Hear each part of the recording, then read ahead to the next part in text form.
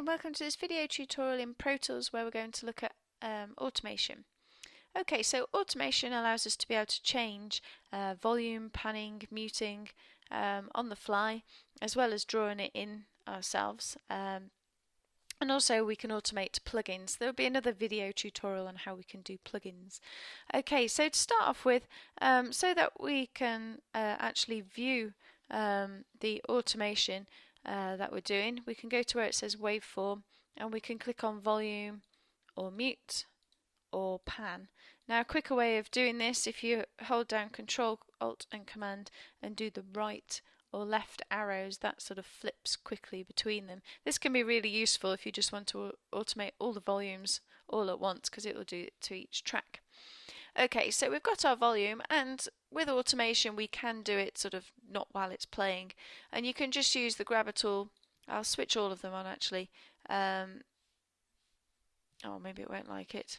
Okay, we will leave the grabber tool, and basically wherever you click will create a node, and then you can go and drag things around and move them where you want. So sometimes this can be easier. Visually you can see what you're doing,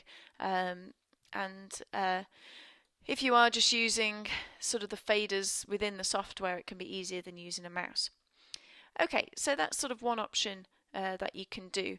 Also, you have the option to draw in one. So if I am freehand, I can sort of draw in automation. You can also use square waves. Random is pretty cool looking. Woo. And this will work on depending on what your grid is. I've got my grid on set to half. If I just change that to 16th notes, you can see that it's sort of doing it every 16th. So if you're trying to work out maybe you're trying to pan it every sort of half bar, then you would need to sort your grid out and make sure that's right, and obviously have the tempo matched to it, or it will still sound bonkers. And this is probably going to sound quite bonkers anyway. So let's just select that, and well, actually one thing I'll show you. No, I'll show you a bit nicer. So what we can do, if I just quickly move something, say that I've done some great automation and I'm really happy with it, but actually I decide that the whole track needs to come up a little bit. Well, unfortunately I can't change the volume now with the fader, because that's going to change everything. So what I can do with the Smart tool is, you can see if I go to the top, it sort of turns into what looks like a trim tool, and it kind of is just trimming the automation. So I can click here, and when I do, you'll see in this bit it says what volume things are at, and then there's a triangle and it says 0.00 at the moment, but if I move down or up, it will change it by a certain amount, and this is really useful. I can then go, oh, I want it a bit higher. If you hold down Command, that does it by the smallest increment as well.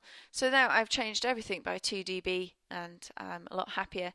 In Pro Tools HD you do have a trim automation as well, so this can do it on the fly while you're working away, but unfortunately in this version you don't get it. Okay, so that's sort of one way we can look at stuff, but the other way is actually playing it in real time, so I'll show you how to do that. I'm going to use the fader here. So if this isn't showing on yours, you just need to go to whoops, wrong menu, this one. Just go to I/O on there. It doesn't usually show, but this just allows us to be able to change the volume and the pan. So the first thing we want to just have a look at, where it says read, is we can see the different options. Off just means it's not working. It's not going to do anything apart from wherever you set your fader, that's where it will play from. Read is going to read the automation without accidentally writing over anything.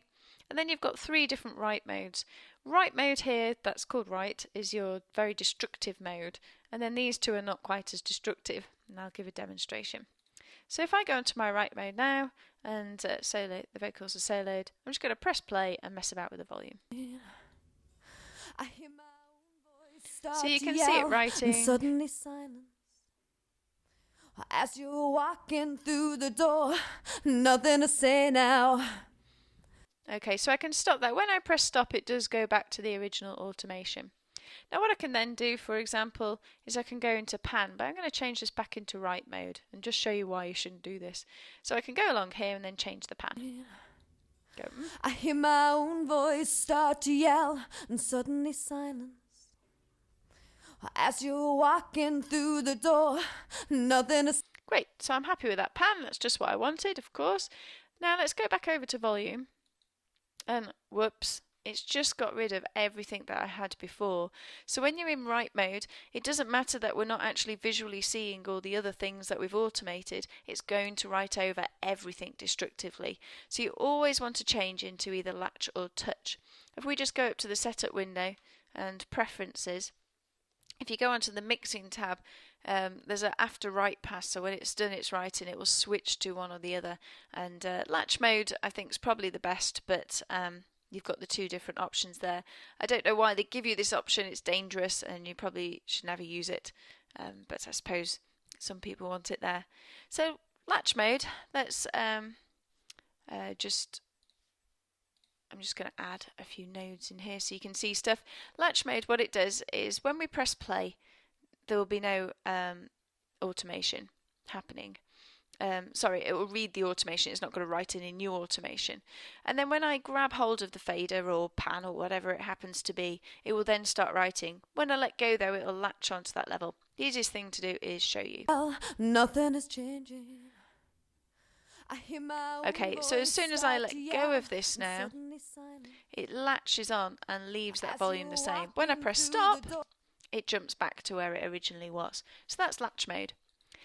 In touch mode, it's a similar sort of thing. It won't start writing any automation until I play it, but you'll be able to see that when I let go, it goes back to the original automation. Well, nothing is changing.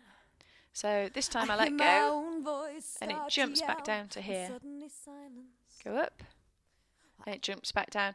Now the amount it takes for it to jump back down is also set in that preferences window, and that's this auto match time here. Okay, so you do have, you can reduce this and then it won't take quite as long to go back to normal. So there are your different modes that you have, and when you've finished, whenever you've decided that's it, stick it back into read mode. You're not going to get anything confused. Another quick way of just jumping between these ones, if you hold down Control Alt and Command and click on volume and pan, you can see them swapping around. And actually, if we were in the other window where we've got our mute, if I do the same and just click on mute, then it's gone on to the mute one as well. So you have a few different options there to be able to get to them. Okay, in the next video I'll go over plugin automation, but one very last thing actually. If I go up to window and automation, if you've having problems and it's not automating, it'll be because of this window. Basically anything that's red means it will be automated, but if I have a few things clicked off, then it won't automate those things. Okay, and we can suspend all of them if we just want to have a quick listen without it. Okay, until the next video, thank you.